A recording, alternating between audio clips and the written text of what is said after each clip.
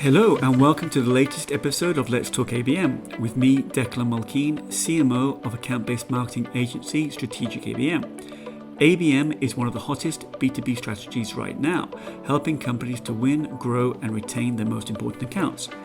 This podcast allows me to spend some time talking to account-based marketing leaders about their ABM programs and share their insights with other B2B marketers, wherever you are on your ABM journey.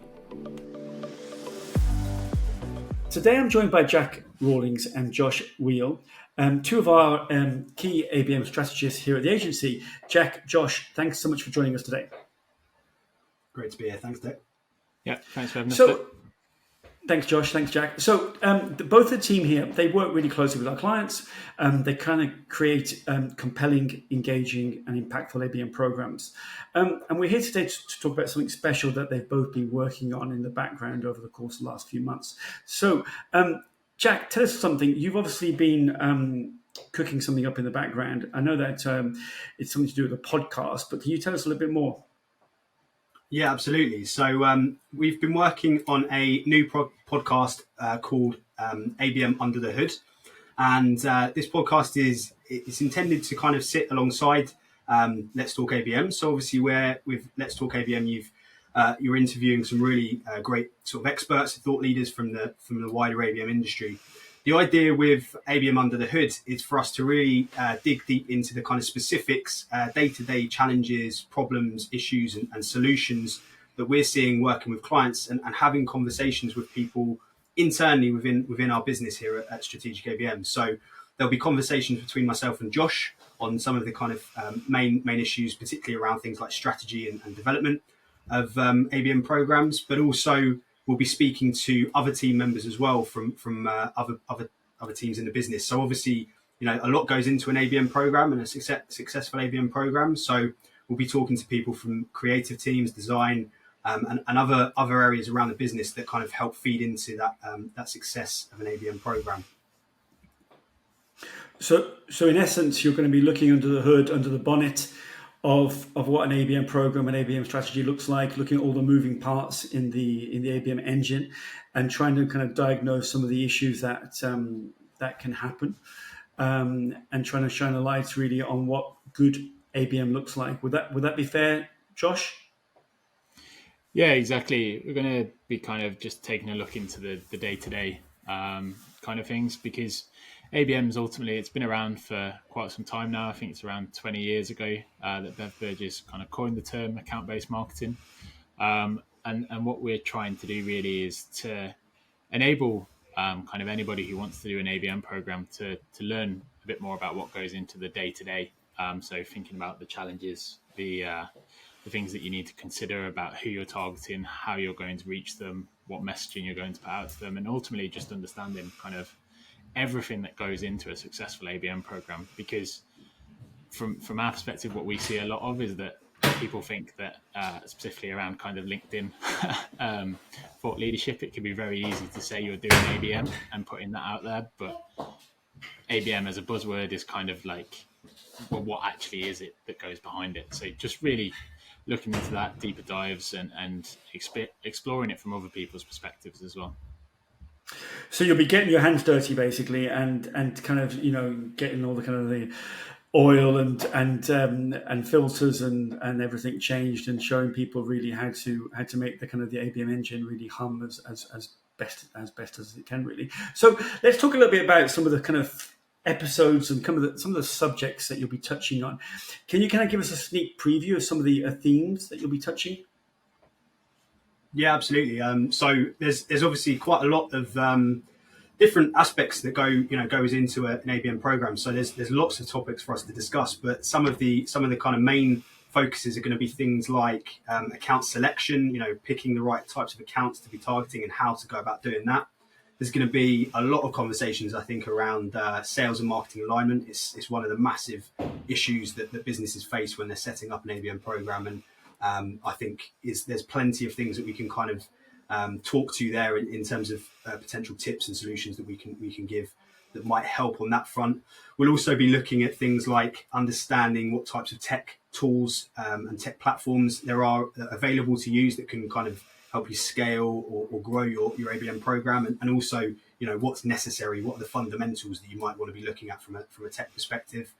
I think, communicating the ROI and the value of an ABM program is something that we're going to be touching on a lot, because that's a conversation that people are having to have, quite consistently with the wider business, and certainly with other stakeholders in their teams. So, from our perspective, being able to give them that sort of ammunition and the language that they need to be able to communicate back to the business about the value of an ABM program. So those are some of the topics. That's not by any means an exhaustive list. There's plenty of other things that we're going to be touching on, but certainly, some of the starting points for us, for sure. And let's talk a little bit then about the challenges of ABM, which I think you'll also be touching on as well. Josh, this is perhaps a question for you. Where do you think B2B marketers struggle most when launching an ABM program? Yeah, I think from my perspective, what I tend to see is there's two kind of real key issues that come up quite often. The first one is businesses that come from kind of your traditional lead gen mindset, where it's all about MQLs, SQLs, and handoff points for sales. And they're used to kind of trying to hit a quota and having leads in a spreadsheet.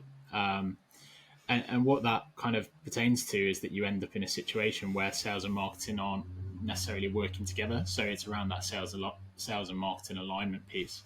And not having that kind of established from the outset because of the mindset of the business. That's a real key blocker for successful ABM. So that's probably one of the first things I talk about. The second thing is probably around kind of objective setting and being realistic with what you can achieve in the immediate term and also the long term. Obviously, everyone who thinks they're about to start an ABM program has ambitious goals to achieve, but ABM is about building the foundations and setting out realistic objectives over 3, 6, 9, 12 months and beyond that even further. So it's about kind of setting the roadmap for success as well. Sometimes we often see people who will set up an ABM program and jump straight in and then wonder in 3 months' time why they haven't been able to achieve what they set out to do. No, I think there are great points there. Jack, would you add anything to what Josh has mentioned there? I think it just developing on the point around objectives. It is that measurement piece as well. What types of metrics and what types of data sources do we need to be thinking about for an ABM program? It's certainly there's not necessarily one clear answer for this. The context for the business is absolutely key, but also even established ABM practitioners and businesses still struggle with that question around how best to report. The reality is there's different types of reporting requirements needed depending on the situation. Whether you're talking to marketing stakeholders, wider business, sales stakeholders, all of that. So I think obviously setting the objectives at the start is absolutely key, but then also how do you go about reporting back on that and the progress along those lines. Yeah, I think they're all good points. I think I'd echo that point around objective setting and also setting expectations and not perhaps setting yourself up for a fall, really. I think it's important to define what ABM means to your business, because each business has a different definition of what they want to achieve, and then making sure that everybody is in agreement with what is achievable and when, and then that way everyone will be in agreement as and when the program delivers on its kind of main objectives, really. But perhaps linked to that, a question really around perhaps when B2B marketers go wrong with ABM. Obviously, hindsight is a great thing to have. We wish we all had it. But what do you think perhaps, and Jack, I'll ask you, what perhaps do you think B2B marketers wish they had known before starting off on that ABM journey? Probably, I would say the number one thing is the commitment required to do so. Right? It's not a simple transition, depending on where you're coming from, what background, where the business is at that moment in time. It's not as simple as saying we're going to switch from an ABM program and get going and we're going to start seeing results. There's a lot of groundwork, a lot of foundational work that needs to be done, in the early stages to prepare you for success in an ABM program. And I think potentially a lot of people underestimate that the level of commitment and resource required to get an ABM program A, off the ground, and B, running successfully. So I think probably that side of things is something that maybe if you had to, turn things back and you're starting an ABM program, to start something you want to be thinking about. But I would also say, it's something that I just keep touching on all the time, to be honest, is sales and marketing alignment. But having sales and marketing alignment at the beginning of a program, rather than having to go backwards and actually kind of ask for that buy-in and come to the sales team with requests almost for their input and their alignment later on. Having that buy-in at the beginning is so fundamental and makes such a huge difference to the speed at which you can get into market and start seeing results as well. So I think those two things in particular would be, if you could kind of go back and start fresh, I think that's probably where you would focus on. Josh, anything you'd add there? Yeah, I think for me, not to get too far ahead of yourself, really. It can be a kind of common scenario for marketing when we get excited about something. As we're all marketers here, we get excited about something and we're running away with it and trying to get something into market. Obviously, we want to do so in a timely fashion, but it's also important to have the foundations right, because if you go into market too soon with a message that's not quite right, that's not going to resonate, you're only then going to have to retrospectively try and diagnose where the issues are and put more work into it. So kind of, I suppose the saying is more speed, less haste when it comes to kind of building your program and figuring out kind of what is the right thing at this point in time and not getting too far ahead of yourself. Yeah, I think that's very good points raised there. So let's look under the hood of ABM. Obviously, there's sales enablement, technology alignment, insights, data, account experience, execution, etc., etc., etc. There are an awful lot of moving parts, just like we mentioned earlier, just like a car engine. Do you think that everyone is ready for ABM? I think no is the answer. I think it obviously very much depends on kind of the business's context, as we've already touched upon.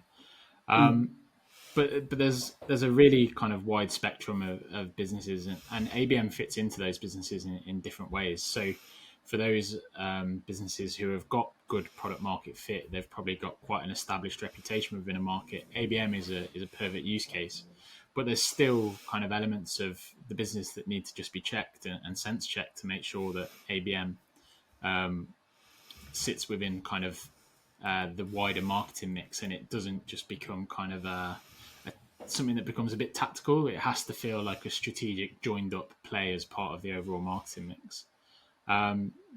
So yeah, just from that perspective, I think it's really important, but I'm sure Jack can probably add more to that.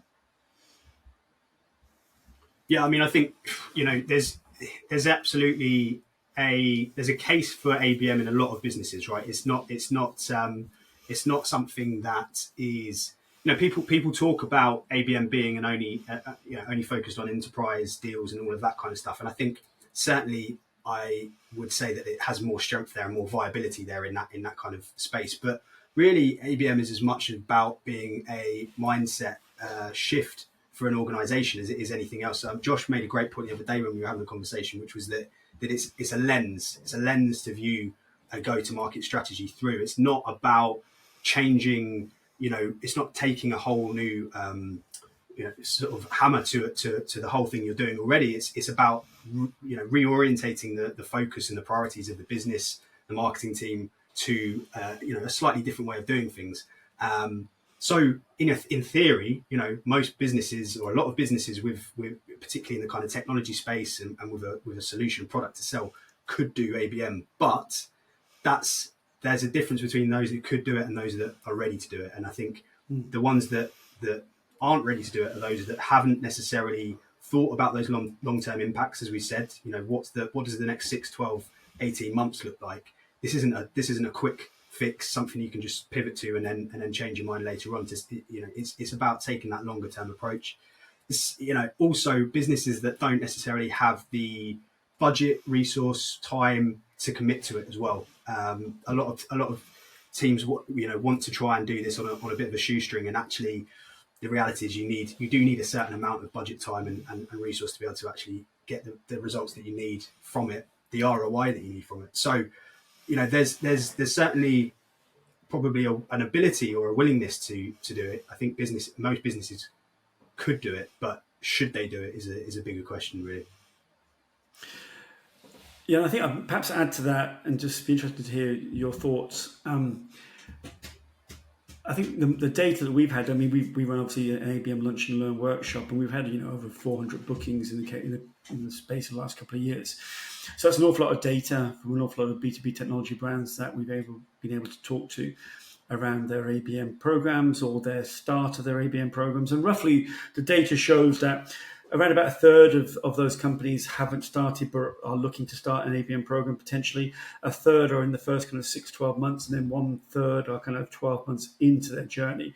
So it's quite evenly split between, not started, just started, and obviously in progress. But I think to add to that point you mentioned around enterprise, mid-market, when ABM is the right fit or not, is it not the case that you also find that the readiness, or whether the team and the company are actually able to be efficient and proficient at ABM, is also linked to the types of marketers that they have in the company, and also other organizational issues that perhaps not every company has got sorted. Can you perhaps touch on those two issues? One around experience, having done ABM before, or at least been exposed to ABM, and then some of the organizational issues that perhaps companies need to think about before launching ABM. Yeah, absolutely. So I think from a marketer perspective, ABM is quite an advanced way of going to market, right? It's not saying that it's necessarily complicated or convoluted, but it's not simple. It's not something that you can just switch on and off, as we've said. So if you've never done ABM before as a marketer, I think a level of training and education is required in the ways of ABM. And there's obviously some fantastic resources. We've got some ourselves on our site, and Let's Talk ABM is a brilliant resource for that in and of itself. But there's a need to educate yourself, I think, first. And actually, some of the clients that I've worked with who potentially have started from zero ABM knowledge, the ones that ended up having successful ABM programs took the time to go away and educate themselves on ABM as a process and a methodology. From the wider business side of things, I think it's potentially around that the pressures that you potentially see on a business from either from above or sometimes it can be from other teams as well, but often it's from leadership or investors, where you see a pressure to hit a certain lead goal or revenue target or whatever it might be. And that's not to say that ABM isn't right for those businesses. It can absolutely be right for those businesses, but it has to be framed within the context of the need for patience and the need for a full kind of buy-in from the team to get that approach working. I think if the leadership team or the investors of a business take ABM as a kind of magic wand that they can kind of wave over the business and it will fix everything, they're gonna feel pretty hard done by 3-6 months in where things are still kind of not chugging along as they want to. So I think it's you've got to evaluate the pressures that are on the business at that moment in time and understand, does ABM actually fit the bill to solve those issues, or is it something that people is it wishful thinking that actually ABM is not going to be the thing that solves that for you? Yeah, I think they're great points, and I think you mentioned at the very beginning of this chat that when companies are used to being in an MQL lead model and they switch to looking at an account and looking at growing an account, they're very different metrics. And so you have to have those, you have to have that dashboard set up and everyone to agree those numbers really. Let's just talk about success factors. Josh, what would you say are the greatest success factors behind some of the programs that you've been working on? Yeah, I think that there's two really in terms of two categories of success factors. There's obviously the traditional kind of impact from a business perspective. We use the the three R's model of reputation, relationships, and revenue to understand kind of what are the impact that we're having on the target account list that we're trying to reach. And that's how we measure the success of our programs and translate that back into language that makes sense for the business we're working with. So that's kind of the external facing success factors. But on a kind of softer level, in terms of internal, changing perceptions is a really big one. And I think the most successful ABM programs that I've been a part of and I've seen success in have been the ones where at the very beginning of the program, it feels like there's maybe a kind of a little bit of friction between sales and marketing, or a little bit of misunderstanding of what an ABM program is going to do, or how it's going to help. And there's some kind of natural, healthy cynicism there, or skepticism, sorry. And it's actually seeing how this new mindset and new shift towards working together in a collaborative way can actually transform the way a business, two departments within the business work together in sales and marketing, and actually to see sales and marketing teams speak the same language, move towards the same goals, and actually really understand what each of us is trying to do. That's really great to see, and as I said, that's been kind of typical of the most successful ABM programs that I've seen, is when there's been that mindset shift and a real collaborative mindset. I think from my side, I would just add to that the need for specificity and being very targeted with your approach. Right, the ultimately ABM is about being targeted. There's a total addressable market that you can be going after, absolutely, but that ABM is not geared towards facilitating the marketing to that whole market. It's about picking and prioritizing accounts based on what the data is showing from an intent perspective, what your internal metrics are and goals and objectives are. I think probably one of the most the comments I get most often, or something that I hear a lot from businesses, is can we target more companies? Can we go wider? And the answer to that is, to some extent, yes, if you've got the budget, the time, the resource to do so, right? But it requires quite a lot of heavy lifting, even at a one to many level.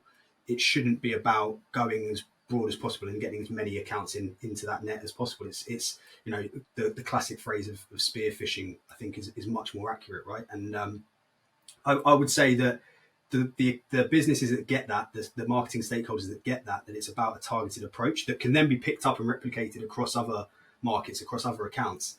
They're the ones that really start seeing success from these programs, rather than the ones that say, can we add a few more accounts in and just sort of up our chances almost of success. It's a mentality shift for sure, because it's a change to that kind of traditional marketing thing of more in equals more out at the end.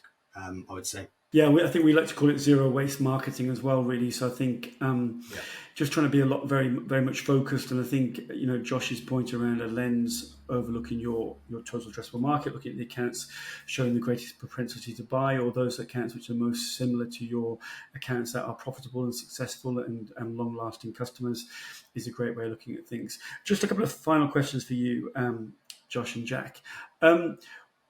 Josh alluded to this earlier. We're obviously celebrating 20 years of ABM since the term was coined, some 2003 by Bev Burgess. And obviously now it's kind of established itself as a marketing category in its own right. Do you think that ABM is in good shape now as a 20-year-old?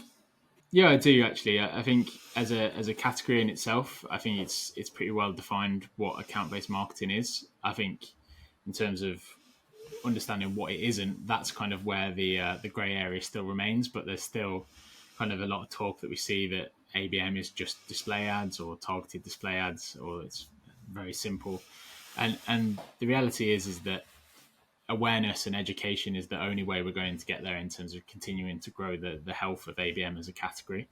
But I think in terms of where it is right now, it's certainly kind of, we see it just from the number of kind of conversations that we're having on a daily basis around with different stakeholders that aren't traditionally kind of the number one people that would come and talk about ABM. We're seeing people from other departments who are now interested in, oh, you're doing ABM over there, I want to know more about it.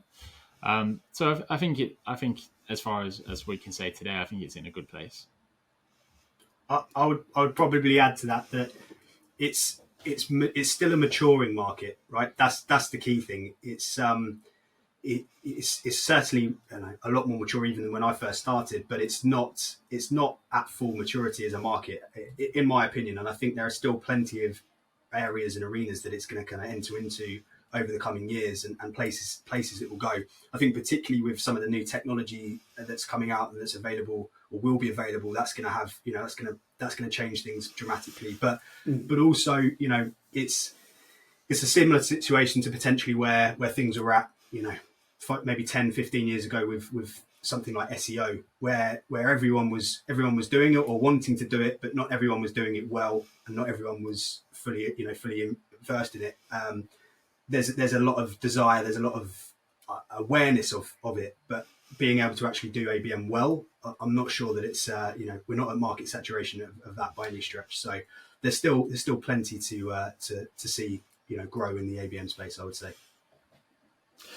Yeah, I think I'd agree with both of your points there. Let's just talk about something you just mentioned there, Jack. You mentioned technology, and I think if we were having this conversation 6 months ago, we'd be talking about the metaverse more than likely, and we'd be talking about what are we doing getting into the metaverse, and what's the impact going to be on ABM. And obviously, fast forward 6 months, everyone's talking about chat GPT and artificial intelligence, and that's kind of taken up all the conversation at the moment. What's your take on those two technologies in particular, and how do you see some applications perhaps in the ABM space? So I think I'll talk about the AI side of things first. I do think it has a potential to be absolutely kind of revolutionary for a lot of things, but from an ABM perspective, especially, there's so many different use cases that I've already seen in the space of maybe 2 or 3 months of actually using some of these tools. I know Josh has been really kind of digging into it as well. What is possible with these tools, and how can we apply it to our ABM programs and our framework. I think from a data perspective, there's a huge amount of scalability and gains that can be had there. Organizing data, digging into data, building out categories, all of that kind of stuff. I think from almost a research and insights perspective as well, I've already used it in some of my client work to really kind of analyze markets and trends, and you have to take things with a pinch of salt at the moment. Obviously, there's inaccuracies, and not everything is spot on, but it's certainly got so much better, and it's getting better every day as to how you can kind of apply it. So I'd say probably those two sides are big for me. I think Josh will probably give some other use cases as well. But just before that, I'd say on the metaverse side of things, I still think there will be a place for that, and I do think that it will probably come back. I think AI is the shiny thing at the moment, and I think it's probably going to be more significant than the metaverse. But I think there is a benefit to this kind of this ability to potentially have a sort of hybrid experience between reality and non-reality or digital. There's been some really nice potential use cases kind of discussed, I think, by someone in one of our Dashdot articles as well around. I think it was for someone from Google that was discussing that, and there was a lot of use cases there that sounded really intriguing. I just think that potentially we overreached a bit as a sort of an industry, and certainly on the marketing side, of how quickly and how feasible all of this stuff was going to be able to be rolled out, and actually then AI kind of swooped in, and that's become the new focus. But I think there will be at some point in the next sort of 6, 12, 18 months a conversation happening again about how to integrate metaverse technologies into ABM. Yeah. Josh, anything to add? I think for me, and some of the use cases that I've mainly been exploring is how do we simplify the complex? How do we use things like ChatGPT to take complex data sets or complex concepts and boil it down into simple language that can then be translated across the business that we're working with? Because as marketers, we have to cut out the jargon. We have to cut out kind of all of our acronyms and start to use language that the rest of the business understands. And I know it's a very simple use case, but using ChatGPT as a sounding board to basically say, is what I'm saying going to make sense? I think I asked it the other day to simplify ABM as if a 5-year-old could understand it, and it came back with a really nice analogy around how ABM is like having a children's birthday party, but you're personalizing it to the individual needs of that child. So things like that, just simplification. Obviously, there's a lot more complexity that can be brought into it, but I think for me at the moment, that's where I'm seeing some value out of it. Well, good stuff, guys. Listen, thank you to both of you for sharing the news around this new podcast that you're launching, ABM Under the Hood. I think this episode of Let's Talk ABM may well be out before your podcast is launched, but we'll obviously be promoting it and sharing it through your profiles and mine, and obviously then lots of people will be talking about it. And as you mentioned, it's going to be great to shine a light on a lot of the teams we have at the agency, from content through to creative, through to strategy, through to account director teams, and sharing their stories and their insights really around how to be successful and how to run successful ABM programs. So thank you very much, guys, and all the very best. Thanks very much. Cheers, Dick. If you enjoyed this episode of Let's Talk ABM, be sure to subscribe so you're notified when a new episode is posted. Feel free to rate and review this podcast. Thanks so much for listening.